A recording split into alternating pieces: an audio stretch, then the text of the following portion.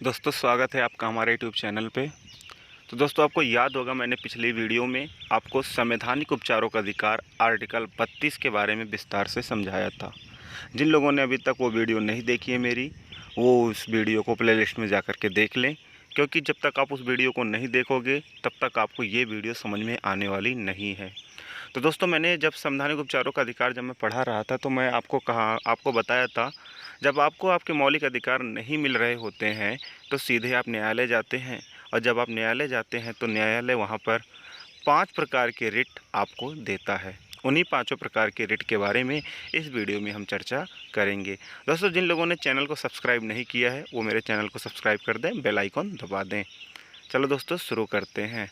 Writ के प्रकार एवं क्षेत्र। तो दोस्तों एक एक करके हम पूरा क्लियर करेंगे। पहले हम देख लेते हैं रिट का प्रकार क्या होता है, इसका क्षेत्र कितना होता है।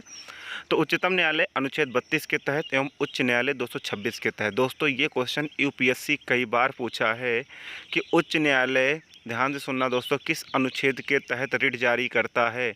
तो यहाँ पर बहुत सारे लोग अनुच्छेद 32 लगा करके चले जाते हैं, जो कि उनका गलत हो जाता है। तो यहाँ पर इसका आंसर 226 होगा। तो ध्यान से देखना दोस्तों, रिट जारी कर सकते हैं ये बंदी प्रत्यक्षीकरण, परमादेश, प्रतिषेध, उत्प्रेषण एवं अधिकार परीक्षा है।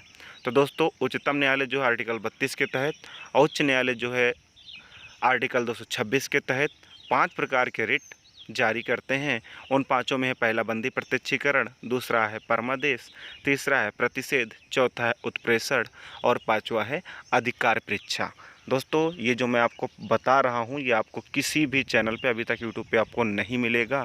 जिस तरीके से मैं विस्तार से आपके सामने ले करके आया हूँ, आपको अगर आपने ये वीडियो पूरी देख ली तो आपके रिट कम्प्लीटली क्लियर हो जाएंगे, क्योंकि रिट से अक्सर हर एक एग्ज़ाम में आपके यहाँ पर क्वेश्चन पूछे जाते हैं। आगे देखते हैं दोस्तों, संसद अनुच्छेद 32 के तहत किसी अन्य न्यायालय को भी इन रिटों को जारी करने का अधिकार दे सकती है। दोस्तों संसद के पास वो पावर है, अगर वो चाहे तो अनुच्छेद 32 का प्रयोग करके अन्य न्यायालय को भी रिट जारी करने का आदेश दे सकती है। लेकिन अभी तक हमारे यहाँ पे हाई कोर्ट तथा सुप्रीम कोर्ट को ही रिट जारी करने का अधिकार है। चूँकि अभी तक कोई ऐसी व्यवस्था नहीं है, केवल उच्चतम एवं उच्च न्यायालय ही रिट जारी कर सकते हैं, कोई अन्य न्यायालय नहीं। देखो दोस्तों जो अभी मैंने बताया था वही सारी चीज़ यहाँ पर आ गई है। आगे बढ़ते हैं। 1950 से पहले केवल कलकत्ता, बम्बई एवं मद्रास उच्च न्यायालय को ही रिट जारी करने का अधिकार प्राप्त था। दोस्तों रिट जो है वो बहुत पहले से आई थी, लेकिन 1950 के पहले कलकत्ता, बम्बई एवं मद्रास जो 3 प्रेसिडेंसी थे जहां पर उच्च न्यायालय बना हुआ था, सिर्फ उन्हीं को रिट जारी करने का अधिकार था।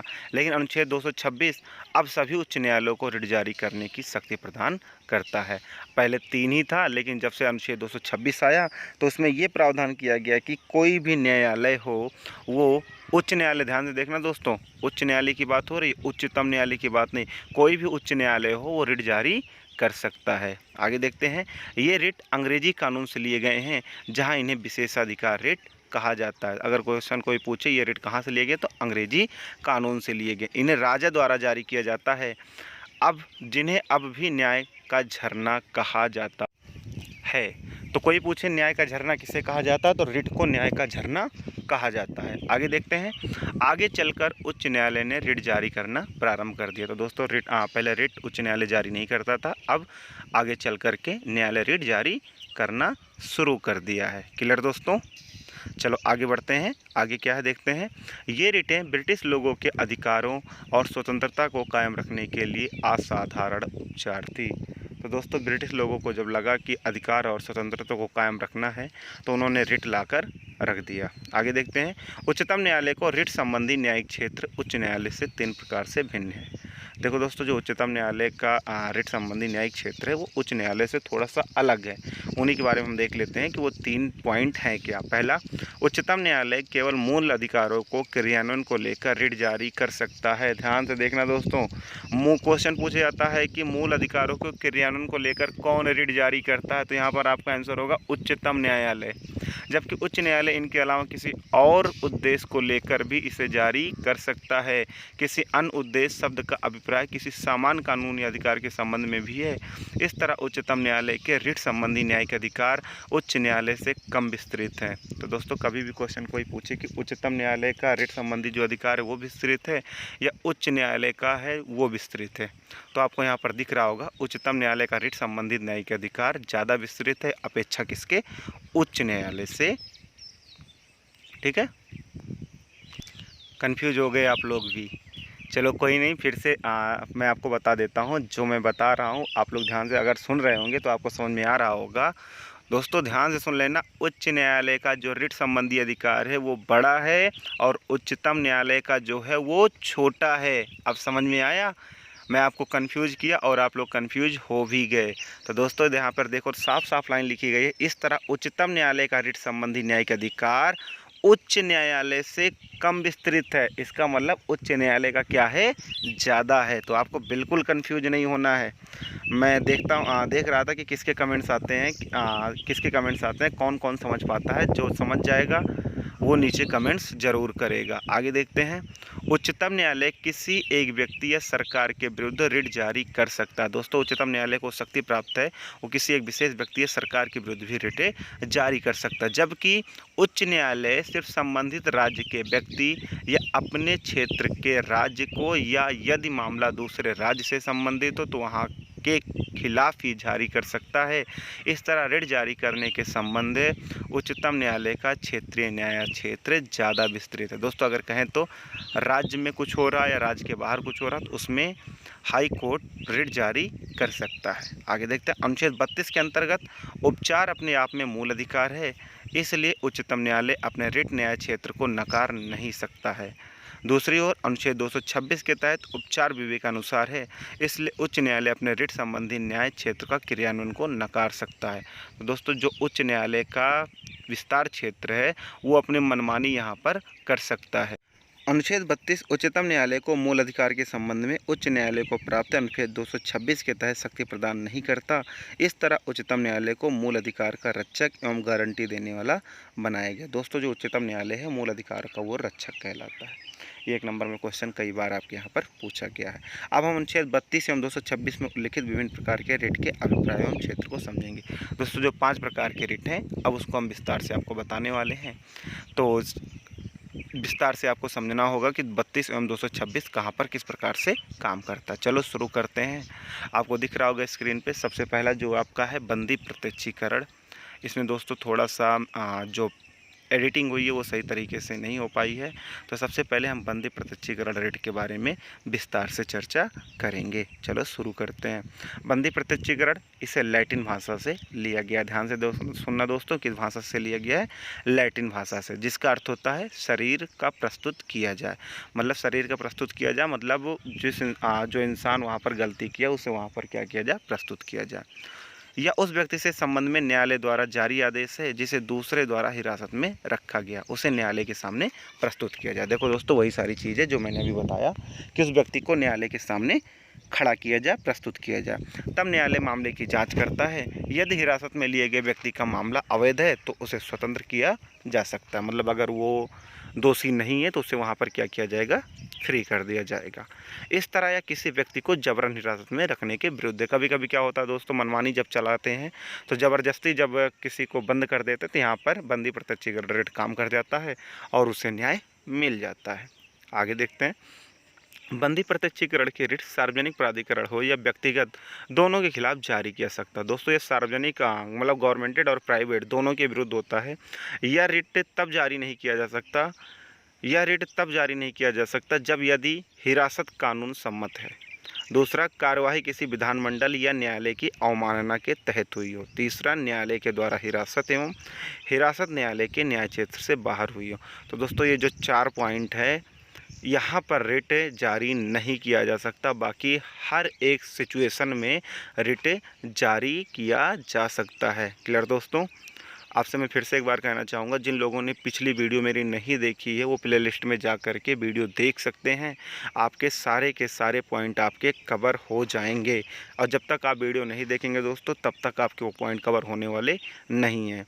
और दूसरी चीज़, जिन लोगों ने अभी तक वीडियो को सब्सक्राइब नहीं किया है वो जल्दी से जल्दी चैनल को सब्सक्राइब नहीं किया, जल्दी से सब्सक्राइब कर लें, बेल आइकॉन दबा दें ताकि मेरे द्वारा दी गई नोटिफिकेशन आपको जल्द से जल्द मिलती रहे।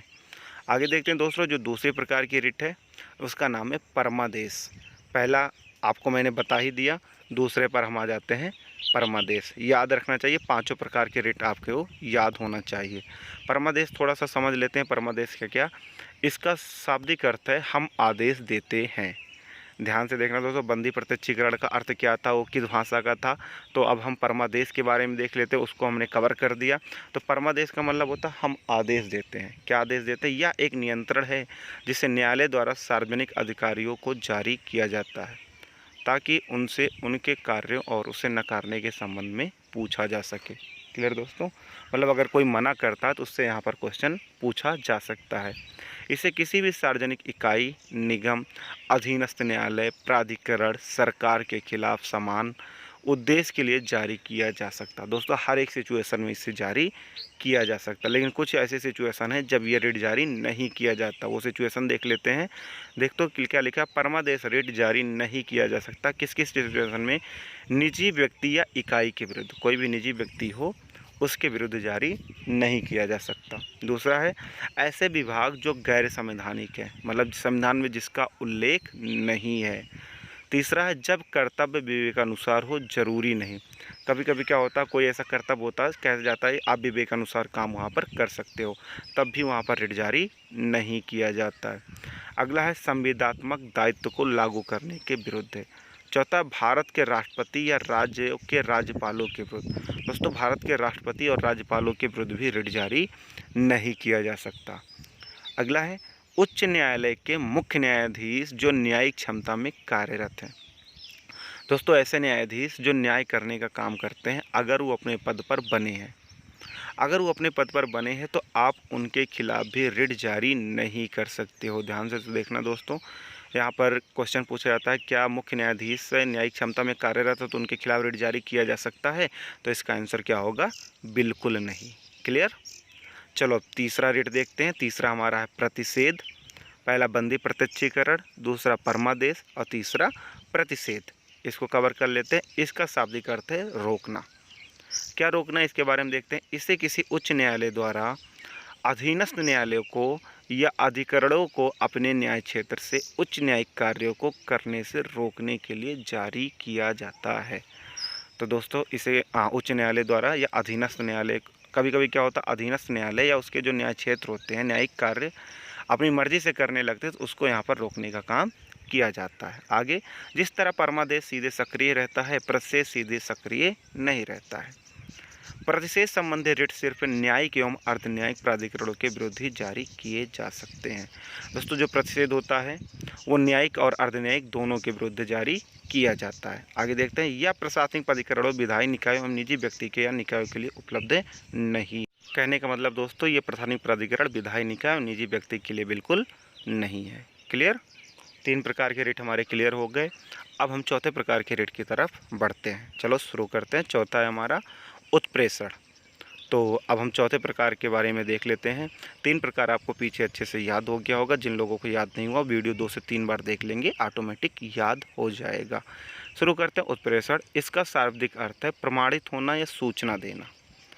इससे एक उच्च न्यायालय द्वारा अधीनस्थ न्यायालयों को या अधिकरणों को या लंबित मामलों के स्थानांतरण को सीधे या पत्र द्वारा जारी किया जाता है। दोस्तों अगर कोई चीज़ लंबे समय से चल रही हो और उस पर कार्रवाई नहीं हो रही हो, तब इसे हम सीधे या सूचना दे करके या पत्र दे करके इस बारे में बात हम कर सकते हैं। कभी कभी क्या होता है, कुछ मामले जो होते हैं वो लंबे समय से चले आ रहे होते हैं, लंबित मामले, मतलब उस पर कोई ध्यान ही नहीं देता, तो वहाँ पर हम उत्प्रेषण रिट लगा सकते हैं।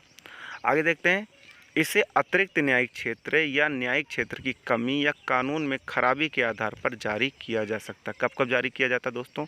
न्यायिक क्षेत्र या न्यायिक क्षेत्र में कोई कमी हो, खराबी हो, कानून में खराबी हो, कभी कभी क्या होता है कुछ लोग मनमानी या मर्जी चलाने लग जाते हैं, तब ये चीज़ें क्या की जाती हैं यहाँ पर लागू की जाती है। इस तरह प्रशेष से हटकर जो कि केवल निवारक है, उत्प्रेषण निवारक एवं सहायक दोनों तरह का है।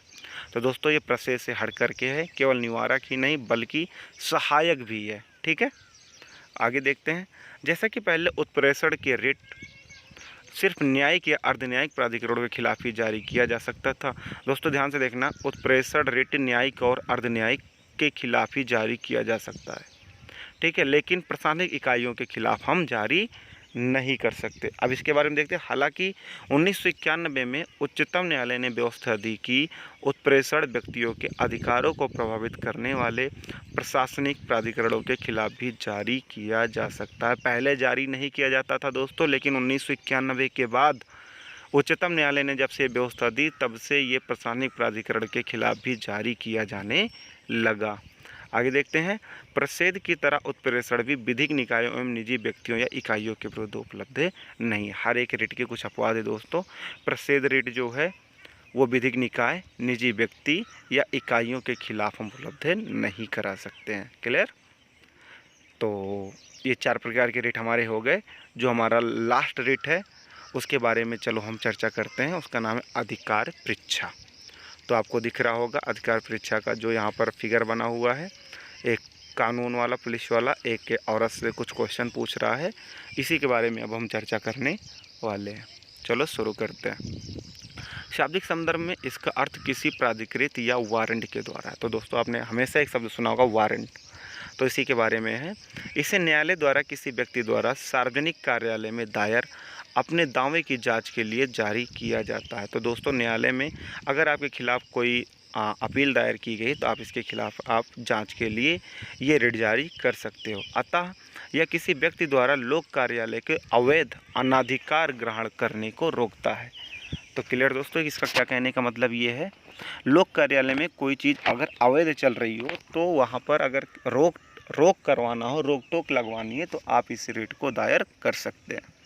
आगे रिट को पूरक सार्वजनिक कार्यालयों के मामले में तब जारी किया जा सकता है जब उसका निर्माण संवैधानिक हो। इसे मंत्रित्व कार्यालय या निजी कार्यालय के लिए जारी नहीं किया जा सकता। दोस्तों कोई अगर मंत्री का कार्यालय हो या कोई निजी कार्यालय हो तो आप यहाँ पर अधिकार परीक्षा रिट जारी नहीं कर सकते हैं। क्लियर? अन्य 4 रिटों से हटकर इसे किसी भी इच्छुक व्यक्ति द्वारा जारी किया जा सकता है, न कि पीड़ित व्यक्ति द्वारा। तो दोस्तों ये रिट कोई भी जारी कर सकता है। कोई भी अगर इच्छुक हो जारी करने के लिए, अगर उसे लग रहा है कि यहाँ पर कुछ गलत हो रहा है, ये सारी चीज़ें नहीं होनी चाहिए, तो वो इस रिट को जारी कर सकता है। इसके लिए ऐसा नहीं है कि आप पीड़ित हैं तभी जारी कर सकते हैं, नहीं। अगर आप इच्छुक हैं किसी चीज़ के बारे में जानने के लिए कि हाँ ये सारी चीज़ जो है सही है, नहीं सही है, क्या है, कैसे है, कुछ भी उसके बारे में जानकारी लेनी हो तो आप ये इस रिट को वहाँ पर दायर कर सकते हैं। क्लियर दोस्तों? दोस्तों ये तो रही हमारी 5 प्रकार के रिट जो आपको मैंने बता दिया। 5 प्रकार के रिट के बारे में आप अच्छे से पढ़ लीजिए, समझ लीजिए। आप ऐसा करिए कि अपने साथ पढ़ते वक्त एक कॉपी और पेन रखा करें। जो भी मैं बताऊं इसको नोट कर लिया करें। जिन लोगों को अभी न समझ में आया हो 2 से 3 बार वीडियो देखेंगे ऑटोमेटिक समझ में आ जाएगा। चैनल को बिल्कुल सब्सक्राइब कर लीजिए। मिलते हैं हम लोग अगली